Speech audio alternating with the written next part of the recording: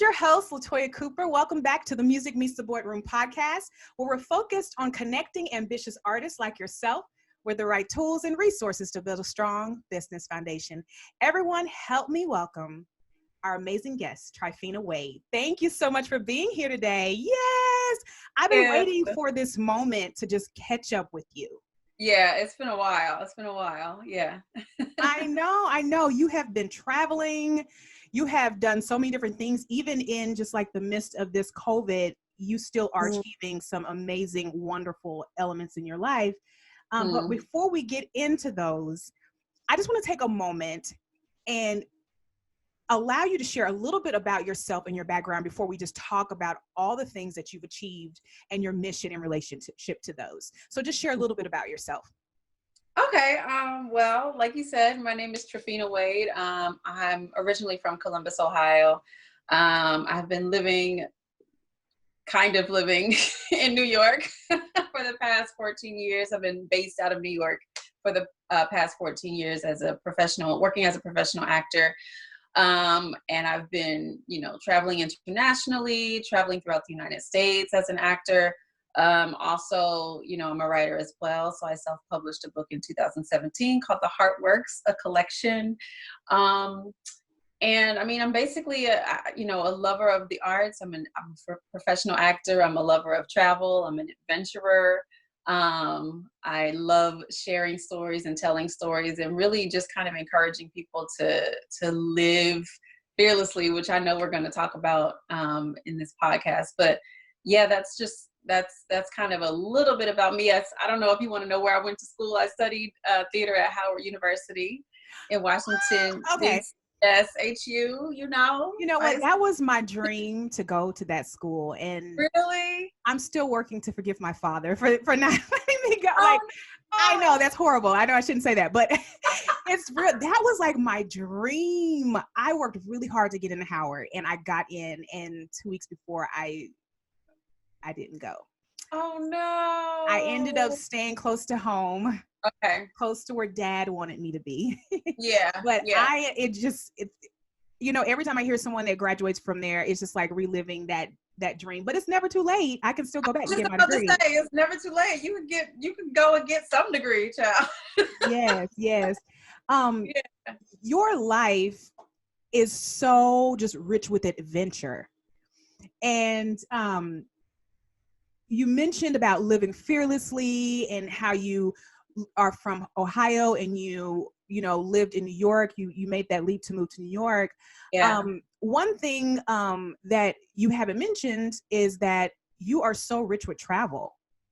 Yes, I am. So share a little bit with us on that, because there's still a lot of people in this world that just has not had the opportunity to venture out, even in 2020. Yeah.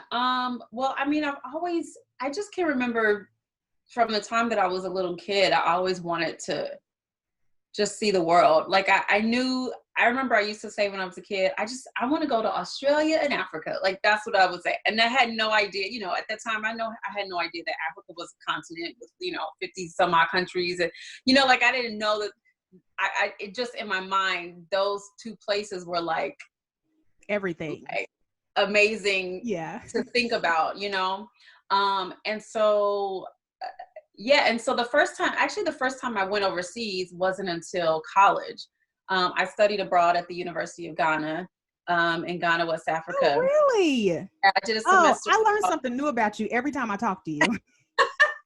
Yeah, I did a semester abroad at the University of Ghana, and that just like changed my whole life, changed my whole outlook on the world, and like really, really, really gave me more of a burning desire to really see the world. You know what I mean? And so from then on, I feel like I've just always pursued things that would give me an opportunity to go somewhere else. Mm-hmm. And I've done that. And I mean, I've done that by working. I worked on a cruise ship in the Mediterranean for 8 months. I was a singer on a cruise ship. I did that. And then when I got off the cruise ship, I kind of was like, well, I'm in Europe. Let me hop around, a little bit. So I kind of hopped around Europe a little bit. And that was actually my first audition for The Lion King was in Germany. during that little traipse around Europe, I went to Germany to audition for The Lion King in Germany. Yeah. Well, yeah, in German. And As then you say that so humbly, you know, yeah, oh, I just auditioned for The Lion King, and you know, I'm just this regular person that walks down the street. You know, you are such a humble human being. And when people have the opportunity to talk to you and really dig into your experiences, they're like, whoa, oh my goodness, you know? You know what's interesting is sometimes I forget the things that I've done. So when they come back to me, I'm like, oh yeah, and I did that too. And to me, it's not a thing. It's just like, yeah, I did that, you know? So yeah. So, but then after that time, that short period of time in Europe, I came back to the States, and a year later, I booked the North American tour of The Lion King. So then I was traveling all over the United States and parts of Canada. And, you know, whenever I would take vacation, I would go somewhere overseas. So yeah, I've just always kind of looked for opportunities to go and see the world. I really think that travel is, you get an education that you can't get in any other way. No book can teach you, no teacher can teach you. It's one of those things where you truly learn through the experience of being in a foreign place and learning how to maneuver in a space that's unfamiliar, and learning how to be respectful of other cultures people, and other language and other people, and even things that you may not understand, or even things that you might not necessarily see eye to eye. You still learn how to honor and respect someone else's culture. And I think it's so important, especially, and I'm going to say this, especially as Americans. I feel like, you know, when I've been overseas, I would see so many other people, students backpacking across Europe and taking the time to, you know, literally strap everything to their back and take a train from this city to that city, or this country to that country. And I would just think to myself, why don't we encourage American students to do this? I think that this is so valuable. You learn how to coexist in the world with people who are not like you. And I think that's something that we need in this country, you know? Yeah, I agree with you 110%. I was thinking the same thing when you were speaking about travel, and then you elaborated on it and went into the conversation. I don't know why culturally we don't encourage that in America. We don't even really encourage it even within America. You know, get out of school and travel, spend some months, spend a year traveling before you even decide to take on a whole long career or what have you. Right. And like you said, traveling overseas and experiencing other people's culture and lifestyles, it gives you a whole nother level of respect for people. Yeah. And we're missing that here. We really are. We are. Yeah. And I think a lot of times people assume that it just takes so much money to do, and that travel is only for the wealthy, you know, only for people who are well off. But listen, I've taken some trips on a budget, for real. Like, there have been times where my budget was large, and there have been times when my budget was small. And it can happen. You can make it happen. You don't have to be filthy rich to have an experience in another country. You know what I'm saying? So I think that could be one of the reasons why people don't do it, is because they just assume that that they just don't have the money, that they just can't afford it. And I'm like, but if you do the research, you might find that you actually could make it happen, you know? But yeah, I just think it's I'm so grateful for the opportunities that I've had to travel for work. And I'm grateful that it has, you know, seeing the world has opened my eyes and given me a hunger to travel more, even when I'm not working. I'm completely 100% grateful for those opportunities and the experiences that they've given me. So yeah. Mm-hmm. There are 3 points that you mentioned that I definitely would love to expand on with you. Is one is you sing, and I never knew that. I never knew that. And I remember I saw you online and you were singing, and I was like, what? I didn't even know this. Wait, what did you see? Did you see like something on my YouTube channel or something on Instagram maybe? I think it was on Instagram, and you were singing, and I was like, oh my gosh, she sings too. Yeah, I mean, it's not, it's interesting. People are like, you don't ever talk about it. And I don't. I'm not one of those singers who walks around singing all the time. I mean, I think I probably sing more than the average person. Sometimes I sing things randomly, but I'm not just like I have friends who just are always, always, always, always, and that's just not me. Mm-hmm. You know what I mean? But yeah, I mean, I'm an actor. I'm a theater actor. I've done a lot of musicals, and I enjoy music. I love music, and so yeah, I sing as well. Yes. And definitely being an actress, you have to be well-rounded. You have to be able Yeah, to handle whatever the role entails. And yeah, singing, dancing, acting, and all these different things are all rolled into one hat. So yeah. that makes sense. But I'm still amazed. Like, I'm like, oh my gosh, I've got to talk to her about this. Yeah, yeah. It's when I was a kid, I mean, I always knew that I think I knew early on that I wanted to perform and that I wanted to be an actor, but I wanted to be an opera singer for a long time. And so that was kind of like the direction I want. Well, at first I wanted to be a dancer, then I wanted to be an opera singer. And that was kind of the direction that I wanted to go in. And then I kind of veered off into the musical theater world. So I've kind of dabbled in different kind of musical expression. Yeah. So Yes, yes. yeah. You also mentioned that you auditioned for The Lion King in Germany, Yeah. and that led to a long Broadway career for you. And I would love for you to just share a little bit about that. That's something that a lot of people aspire to be able to experience, and there's Mhm. very few that actually get the opportunity to do that. So Yeah. please share with us.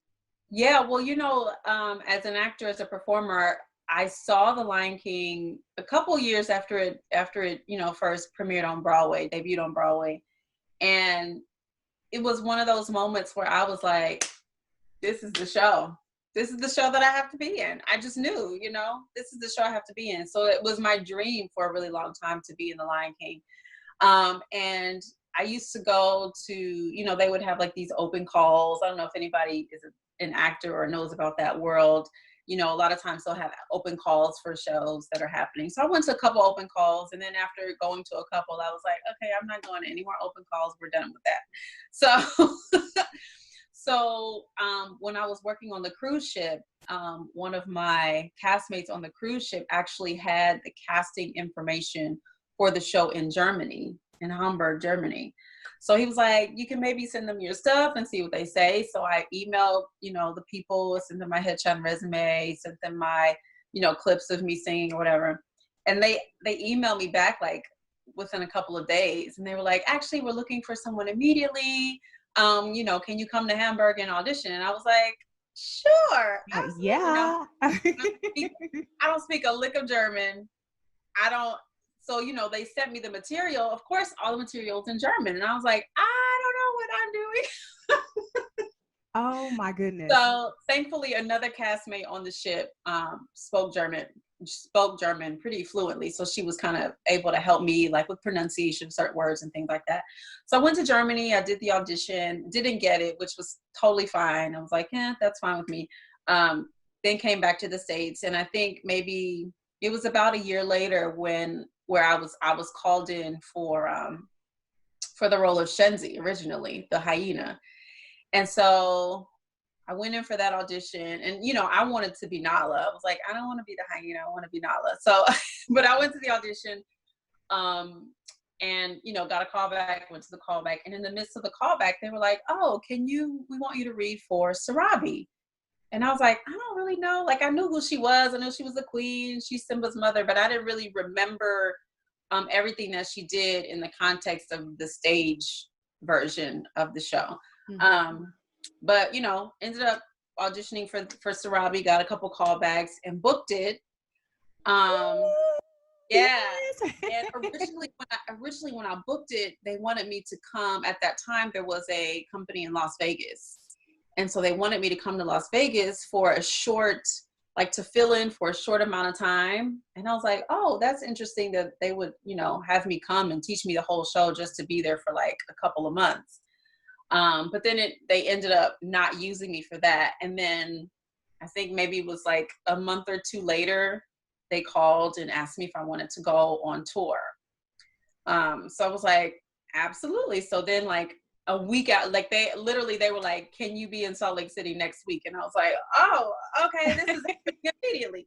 So I just like packed up all my stuff, put stuff in storage, and, went out to Salt Lake City, and that's where I started. And I was on the tour for close to 6 years. And then once I left tour, I went to the Broadway company to fill in for a short amount of time in the same role, still as Sarabi. And then, that was a short contract. Finished that up, was done with that, did other shows, did other things, traveled a bit, and then went back to the Broadway company for a few more stints. I think the longest one was like a little over a year. So all in all, it's been about 10 years that I've been with the show, both on tour and on Broadway. Wow. Yeah. Yeah. I would love to expand on that even more because there's so much opportunity there. We only have about 30 minutes with you today, and there's so many other things I want to explore, but I want to encourage viewers and listeners to reach out to you if they're interested in learning more about those details, because there's so many other elements to talk about there. Important. I try to give you the truncated version of the story. I'm thinking of all these questions. I'm like, oh, this and this and this, but yes. So please reach out to her. She is the most welcoming human being, and she will answer your questions and connect with you. So please definitely about her Broadway experience. I want to talk about your book. I want to talk about your mission around just living fearlessly, and how you have been working to encourage people to do just that. And your life is an example of that. And that was one of the reasons why I wanted to talk to you today, to meet with you today, and allow this platform to be open to you, because I think as being an artist, that is part of our journey, is allowing ourselves to be fearless in creating our art. Absolutely. Absolutely. I mean, you have to be. We are people who are creative by nature. As artists, that's what we do. We create. And when you're making something out of nothing, there has to be a level of fearlessness. There has to be a level of, well, I'm gonna go ahead and jump off this cliff and see what happens. You know what I mean? Tell me about it. We'll see what happens. So, I mean, and even just to kind of put yourself out there, I think most people will probably never know the level of what can be perceived as rejection on a daily basis. Like, like when you're, if you're in the theater world, or if you're in the TV film world, and you're constantly auditioning, you're constantly putting yourself on the line to be told no. And as a musician, as a singer, as a musician, you're in the same position where you're like, I'm going to make this art, and I don't know if anybody's going to like it. I don't know if anybody's going to buy it. I don't know if anybody's going to want to consume what I'm sharing. Is anybody going to get it? Is it just me? So I think there definitely has to be a level of fearlessness as artists. There was definitely some fearlessness that had to happen for me to, publish my book. Because I was doing it on my own. So it was like, I don't even really know what I'm doing. I'm just kind of figuring it out as I go. And I'm telling stories that are, pretty personal to me, and sharing things that are very personal to me. So, it's just a level of vulnerability that you have to be willing to embrace, and you throw it out there, and you're like, well, we'll just see what happens. Let's see what happens. Yeah, I mean, being an artist, a creator, and an actor, actress, it is so much of that, and you have to. I don't know if it's building thick skin, or if it's just being used to the process, or even just understanding that that's the process. I think it's all of those things. I think you definitely have to have some amount of thick skin, because you can't be in a position where you're constantly putting yourself on the line to be told yes or no, and not build up a barrier against the no. You know what I mean? Like, you have to you can't be devastated after every no. You can't give up after every no. You know what I'm saying? So you have to have a level of thick skin that's just like, oh, you don't want what I have? Okay, well, we're going to go over here and see, see if they want it. So I think there definitely has to be a level of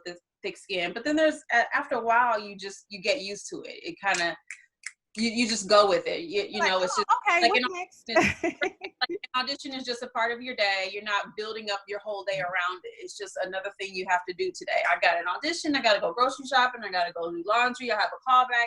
You know what I mean? Like it's a part of, it just becomes a part of your day. So you definitely have the thick skin, but you also have the part that's just, it's a part of what you do. So you just kind of roll with those punches. Yeah. Mm-hmm. Yeah. So if you would expand on your book a little bit more. So yeah. what drove you to actually write the book? Well, the book is called The Heartworks, a collection. And it's a collection of short stories and personal journal entries that I kind of wrote over several years and decided to compile into the book. And really, what I did was I had a year, not a year, but a span of time where, I don't know if you remember this, but there was this trend going around called 100 Days of Happy. Do you remember that? Where people would post, like on Instagram, they would post a picture of something that made them happy for like 100 days. And so I decided to do that, but I called it 100 Days of Solitude. And what I decided to do was write in my journal. Like I've been a journaler on and off throughout my life, but I decided to take 100 days and write in my journal every single day. Just sometimes it was short, sometimes it was long, sometimes it was like, I don't really have anything to write, but I'm going to write anyway. So that's what I did. And then when I went back to read some of the journal entries, I was like, oh, well, some pretty deep stuff in here, some pretty cool stuff in here. So I decided to, take those journal entries and kind of compile them, and also some other things that I had just written. And I just decided to compile all of those things into a book. So that's where you get The Heartworks, a collection. Yeah. A collection. Yes. There's definitely power in the pen, for sure. Absolutely. Just because, I think, writing, it just kind of helps you process things. At least for me, it can help you process things, helps you get things out. A lot of times you can't necessarily talk about things with somebody, or you don't know how to articulate things out loud. So you just kind of write. And so I think there's definitely power in that. And also I think there's power in owning your own story. Like when you take ownership over your experiences, your thoughts, your feelings, your emotions, things that have happened to you, when you take ownership over those things, no one else can ever own them, but no one can ever like hold anything over your head when you're like, it's my story and I'm sharing it. So there's no longer any power to control me with my own story because I've shared it. You know what I mean? So. Right. Exactly. Yeah. I was just talking to a friend earlier about a few things. We were just talking about life, and what you just stated is so true. When we share our stories, when we like stand in our truth, it takes the power out of it. Yeah. It does. It does. It makes it feel like, oh, okay, I can deal with that. Or it's kind of like the first step towards healing, really.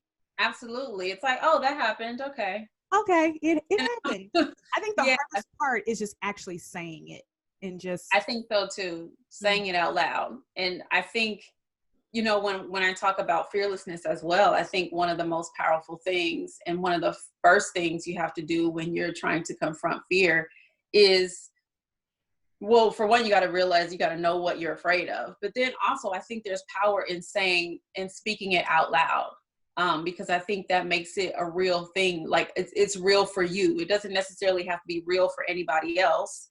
Nobody else really has to understand it, but it has to be real for you in order for you to deal with it. You can't deal with a mirage, but you can deal with something that's real. So, yeah, when you take the control, when you take the power and say, this is my story and I'm going to share it, no one else can have power over it. And also it pushes you forward, because you're like, well, if I went through that, then I got through that, I can get through the next thing. You know what I'm saying? So, yeah. Yes, definitely. Yeah. So I want to stay on the subject of being fearless. And one of your popular sayings is, fear is stupid. And we're Yes. probably going to name this podcast Fear Stupid or something around that because I love it so much. And Yeah. so what made you kind of use this saying or kind of come up with this? Well, this goes back to when I was on tour with the Lion King. One of the things that I used to say all the time is we don't sit on couches. That was like one of my hashtags. I had a podcast, I had a blog, all these things. We don't sit on couches. And I would share, I'm an adventurous person. I like to do things that are a little daring from time to time. And I would share those things like on my blog or, just on social media, Facebook, whatever, just to share with friends and family. And I just noticed that, sometimes people would see things that I had done and their immediate response would be, oh, I would just be so afraid. I would just die. My heart would stop. Like people's immediate reaction was always fear-based. And I just got to the point where I was like, man, fear is stupid. Why are you letting fear keep you from doing anything? Why is that the thing that keeps you from doing something that you truly desire to do? And so that's kind of where that hashtag came from, fear is stupid.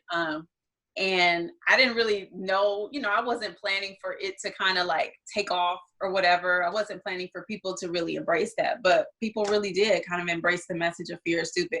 And sometimes I have shirts and everything. I have mugs and, merchandise around it.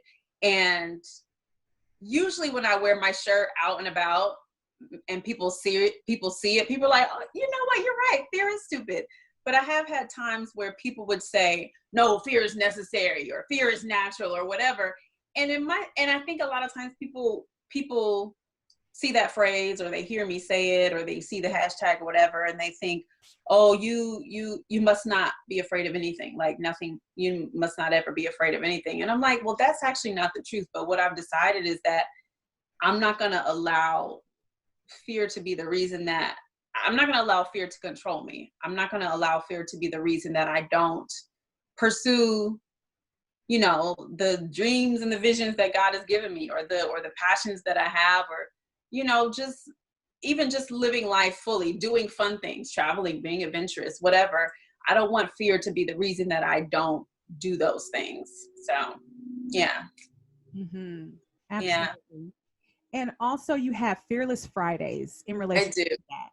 Yes. Share a little bit with us on that too. Fearless Fridays is my weekly, it's a weekly show that I share on Instagram.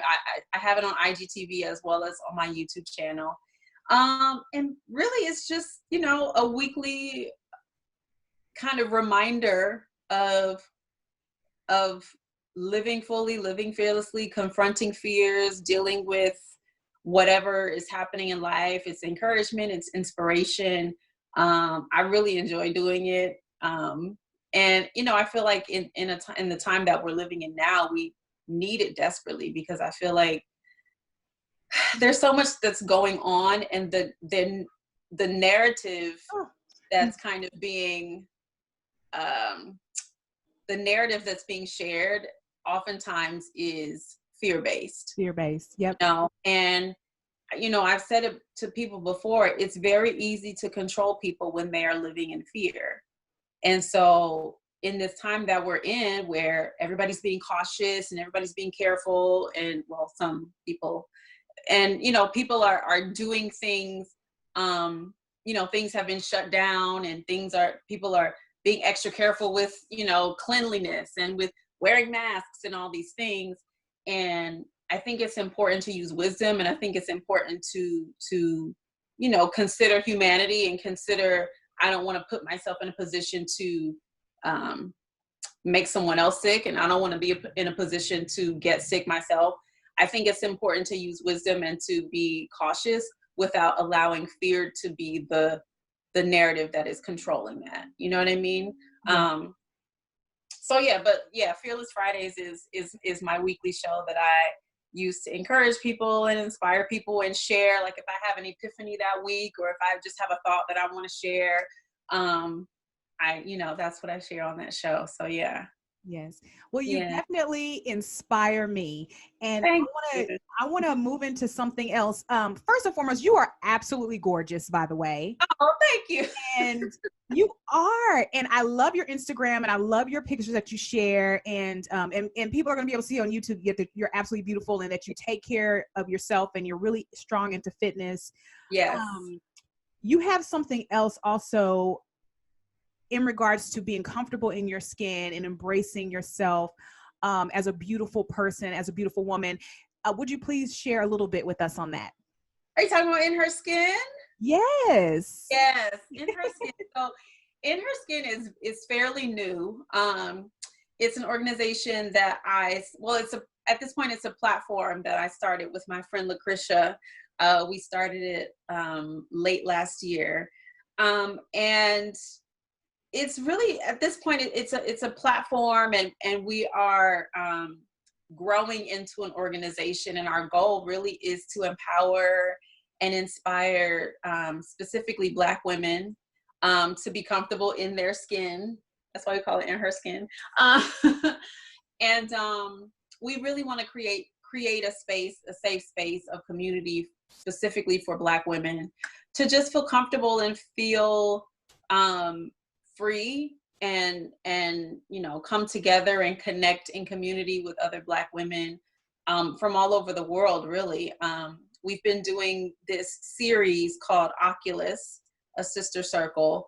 And earlier this year we did our first in-person Oculus. It was a group of women that got together. And then, since COVID has happened, we have taken the experience online. So it's a virtual sister circle. And, we just gather Black women and we do a meditation exercise, a breathing exercise. We do a fearless living experience where I kind of guide the group through a very quick process of unpacking your fear.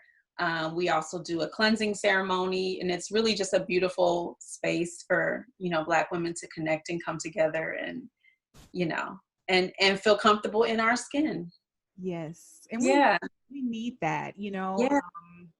We definitely need that. And I know you had extended the invitation to me to experience the first time this Friday, and I'm excited about it. I really need that right now. Yes, please come. And what's beautiful, we always have a beautiful experience. It's always very just enriching. And it's always just a beautiful time for us to kind of come together, and we create a space where we hope and we want women to feel comfortable, to be vulnerable, and to share things, and to let down their guard, and just kind of, come together with other Black women and in community. So definitely join us. Yeah. I plan to do that. Yes. We've had a chance to touch on so many things with you today. And like I said, just your whole life really is a reflection of just walking and being fearless as you move. And I am so grateful that I had the chance to meet you. Like the way we met, we were known, my music playing on your podcast at the time. Yeah. And then X amount of years later, we would still be in contact. Who would have known? Yeah. And I still remember the song. It was "Hear Me Roar" that I shared on the podcast. And I enjoy, following you and watching everything that you do. I think you're inspiring. So I'm inspired by you. So yeah. Well, thank you so much. Before we go today, and you share where everyone can find you and follow you, support you, as well as connect with you. Yeah. If you would share with us today one lesson learned that has enriched your life that viewers, other artists can use and incorporate in their lives as well. Wow. One lesson learned. I think this is a lesson that has kind of been solidified in me this year. And it was actually something that a friend of mine reminded me of. And she said to me, "You can create your art from anywhere." And that was so profound to me, because for the great majority of my life, the place where I've lived has been dictated by the job or the career. You know, it's always been a job move, a career move, things like that. And as I'm growing into, you know, becoming a full artist and having my own ideas and things that I want to express outside of the show that I'm doing, outside of what I've been hired to do, I'm recognizing that I can indeed create my art from anywhere. I can do what I do from anywhere. And I think that's a powerful thing to remind artists of, because, you know, a lot of times where we are is dictated by the gig, or, you know, especially as actors, you know, you think, I have to be in LA, I have to be in New York, I have to be in this city or that city. And I think if you're being true to what you want to create, you can create from anywhere.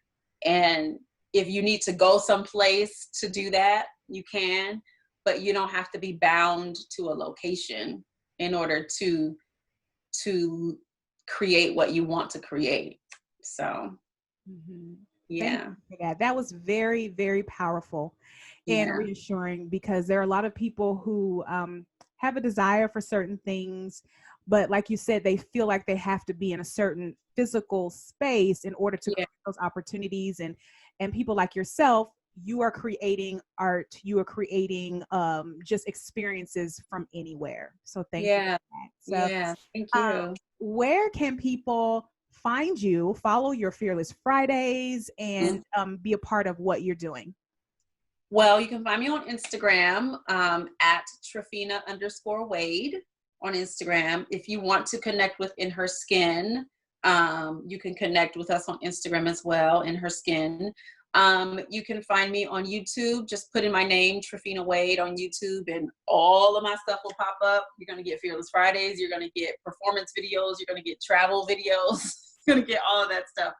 And then you can also, you know, I don't travel blog anymore, but the website is still there. So if you want to see some of my past travel experiences, you can go to wedon'tsitoncouches.com.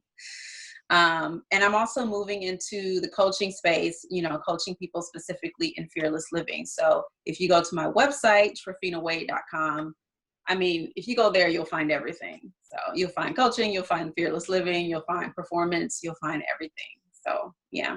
Wonderful. Fearless living. Yeah. Thank you so much. Thank you. Thank you. Thank you. Thank you so much for being here today. This conversation, which is so rich and way overdue. Let me say that. Way overdue. All right. I'm so glad that we had a chance to catch up. I'm excited about what the universe has next for you. I am just excited to witness that. And everyone who is catching this podcast and this on YouTube, make sure that you follow her, because amazing things are lined up for her in her future. We love you, superstars. Like I mentioned every week, we are here every single Thursday. We'll see you next Thursday, everybody. Make sure you subscribe. Till next time. Bye-bye.